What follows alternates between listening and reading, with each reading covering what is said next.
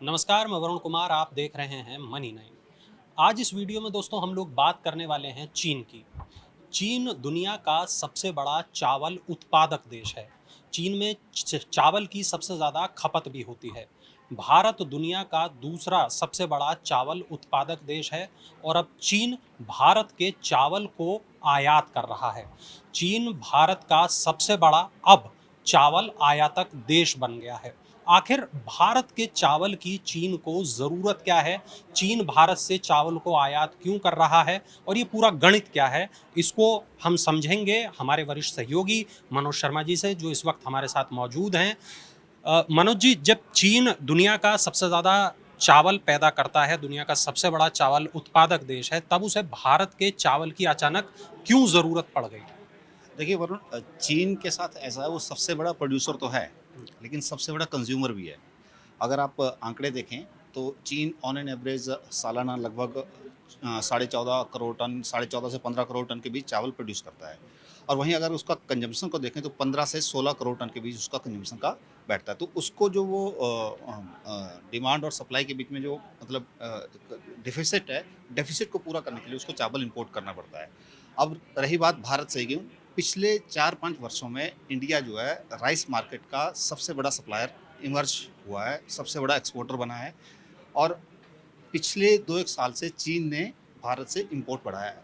चीन नॉर्मली पहले भारत से जो राइस एक्सपोर्ट होता था वो एक आइडेंटिटी इंडिया की राइस की थी बासमती को लेकर। बासमती क्योंकि 2 ही देशों में पैदा होता है, इंडिया और पाकिस्तान, और उसमें भी जो ग्लोबल मार्केट है बासमती राइस का, उसमें इंडिया का कब्जा बहुत पहले से है। लेकिन सिर्फ बासमती राइस को लेकर एक आइडेंटिटी थी एक्सपोर्ट के मामले में। धीरे-धीरे भारत ने नॉन बासमती राइस को एक्सपोर्ट को भी बढ़ाया। पहले हम अफ्रीकन कंट्रीज़ को ज़्यादा एक्सपोर्ट करते थे नॉन बासमती राइस। लेकिन पिछले कुछ समय से साउथ ईस्ट एशियन कंट्रीज़ जहाँ पे नॉन बासमती राइस जो ईटिंग हैबिट है उनकी, वो नॉन बासमती राइस को प्रेफ़र करते हैं। चीन भी उनमें एक इसी तरह की ईटिंग हैबिट वाला देश है। तो चीन का मार्केट जैसे ही भारतीय राइस के लिए ओपन हुआ 2 या ढाई साल पहले, चीन ने पहले इंस्पेक्ट किया इंडियन जो राइस इंडस्ट्री है उसको, और उसके बाद पूरे सैटिस्फाई होने के बाद इंडियन राइस को अपने यहाँ इम्पोर्ट के लिए परमिट किया। 2020-21 में 2 से ढाई लाख टन के आसपास इंपोर्ट हुआ था, जो पहली बार जब खुला इंडिया का राइस चाइना के लिए। और इस साल चीन क्योंकि बिगेस्ट कंज्यूमर है तो उसको अपनी ज़रूरत का एनुअली करीब 50 से 60 लाख टन राइस इंपोर्ट भी करना पड़ता है। तो पहले वो इंडिया से न करके थाईलैंड से ले लिया या दूसरे जो नेबरिंग कंट्री हैं जहाँ राइस मेजर राइस प्रोड्यूसर वहाँ से कर लेता था। इंडिया के साथ बेनिफिट ये रहा कि नेबरिंग कंट्रियों के पास वजह से इंडिया को उसने प्रेफरेंस दी, और इंडियन के पास सरप्लस भी था, ठीक ठाक सप्लाई थी, डोमेस्टिक प्रोडक्शन अच्छा था। इंडिया उतना चावल कंज्यूम नहीं करता जितना चाइना करता है। तो इंडिया के पास सप्लाई पर्याप्त होने की वजह से जो सप्लाई है वो चीन को गई। और इस साल मार्च में एंड जो फाइनेंशियल ईयर हुआ है उसमें चीन ने लगभग साढ़े 16 लाख टन के आसपास राइस इंडिया से खरीदा, और उसमें सारा का सारा नॉन बासमती राइस है, और उसमें भी वो ब्रोकन राइस है। और वो सबसे किसी देश द्वारा की गई 2020-21 में सबसे बड़ी परचेज है राइस की। तो इस तरह से जो चाइना है वो बिगेस्ट बायर इमर्ज हुआ है इंडियन राइस का। बिल्कुल। अ, अब मेरा जो अगला सवाल है मनोज सर आपसे, वो ये कि चीन इस चावल का आखिर करेगा क्या? इससे बनाएगा क्या? क्या इसको केवल खाने में इस्तेमाल होगा या इससे कुछ अन्य प्रोडक्ट भी बनाएँगे? क्योंकि जो रिपोर्ट्स हमने पढ़ी हैं उससे ये बात पता चलती है कि इसका काफ़ी कुछ चीन में किया जाने वाला है। देखिए जो ईटिंग हैबिट है चाइना की राइस को लेकर, वो नॉन बासमती राइस के नज़दीक जाके लगती है in comparison to basmati rice. Basmati rice जो है मोस्टली मिडिल ईस्ट कंट्रीज़ में जाता है, और जो एक बासमती राइस पक के जब तैयार हो तो खिला हुआ राइस होता है। बट चाइना और साउथ ईस्ट एशियन कंट्रीज़ में एक ग्लूटेन राइस या चिपका हुआ राइस जिसको हम कहते हैं, उस तरह का राइस प्रेफ़र किया जाता है। ईटिंग में भी वो यूज़ हो सकता है, बट जो रिपोर्ट्स हमारे पास आ रही हैं वो इस तरह इंडिकेट करते हैं कि चाइना जो इंडियन राइस है उसका ज़्यादातर इस्तेमाल नूडल्स और वाइन बनाने में कर रहा है। तो एक तरह से उस डिमांड को जो नूडल और वाइन की डिमांड के लिए जो राइस कंज्यूम होता है, उस डिमांड को इंडियन राइस से वो पूरा कर रहा है। बिल्कुल। तो चीन जो चावल का इस्तेमाल है वो खाने में भी करेगा, बियर बनाने में, वाइन बनाने में भी करेगा और नूडल बनाने में भी करेगा। अब एक तीसरा सवाल ये कि क्या चीन भारत से पहले भी चावल मँगाता रहा है? और अगर मँगाता था तो ये आयात करीब कितना बड़ा था? नहीं, पहले बहुत बड़ा चीन इंडिया के राइस से, जैसे मैंने पहले बताया कि करीब 2 ढाई साल पहले चीन ने इंडियन राइस को परमिट किया था अपने यहाँ कंट्री अपने यहाँ इंपोर्ट के लिए। पहले इंस्पेक्ट किया यहाँ की डोमेस्टिक जो राइस इंडस्ट्री है और जब वो सेटिस्फाई हो गए चाइना की इंडस्ट्री के लोग कि इंडिया का राइस उनकी जो क्वालिटी पैरामीटर है उन पर सही बैठ रहा है, उसके बाद उन्होंने परमिट किया। उसके बाद लास्ट ईयर उन्होंने 2-2.5 लाख टन के आसपास इंपोर्ट किया। इस बार उन्होंने इंपोर्ट को बढ़ाया है। इंडिया ट्रेडिशनली चाइना को मतलब एक्सपोर्ट नहीं करता था। इंडिया के मार्केट दुनिया के दूसरे देशों में रहे हैं। अफ्रीका नॉन बासमती राइस का बड़ा कंज्यूमर रहा है, बांग्लादेश बड़ा कंज्यूमर रहा है इंडियन नॉन बासमती राइस का।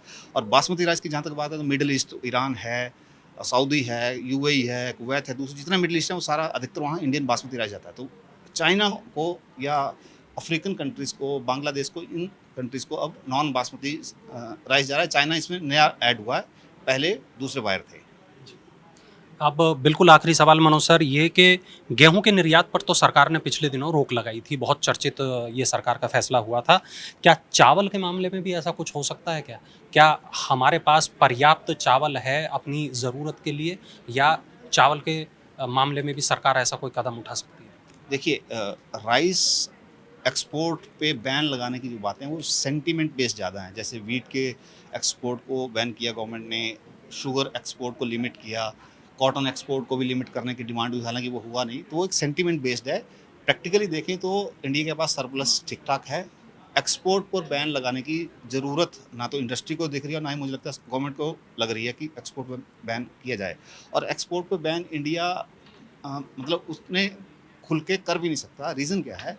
इंडिया का जो राइस है वो दुनिया के करीब 150 देशों को एक्सपोर्ट होता है। अगर इंडिया वो राइस एक्सपोर्ट बैन करता है तो ग्लोबली जो एक अनाज के लिए जो क्राइसिस अभी बन पाया रशियन और यूक्रेन वार की वजह से, वो ज़्यादा फैल सकता है।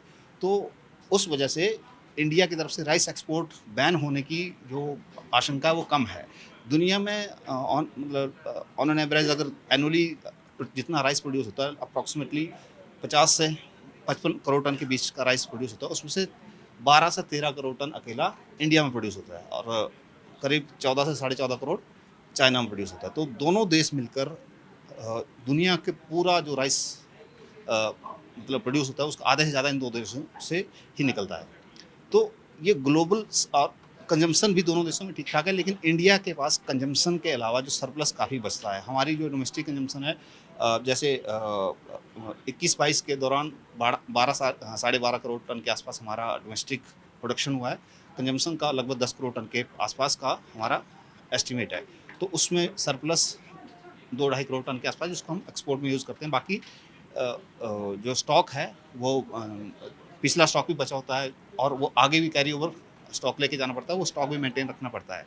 और चाइना के पास भी एक चाइना भी ट्रेडिशनली क्या करता है, अपने यहाँ वो कमोडिटीज़ को स्टोर करता है। तो चाइना के पास भी अगर इस टाइम पे भी ज़्यादा नहीं तो लगभग 10 से 11 करोड़ टन के आसपास राइस जो है उसके स्टॉक में पड़ा होगा।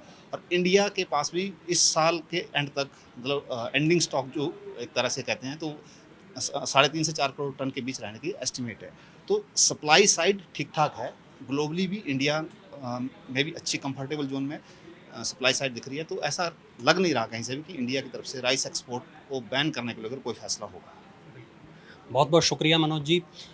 तमाम ऐसे सवाल जो सोशल मीडिया पर चल रहे हैं चावल को लेकर, भारत के चीन को चावल के निर्यात को लेकर तमाम चीज़ें सोशल मीडिया में इन दिनों चल रही हैं।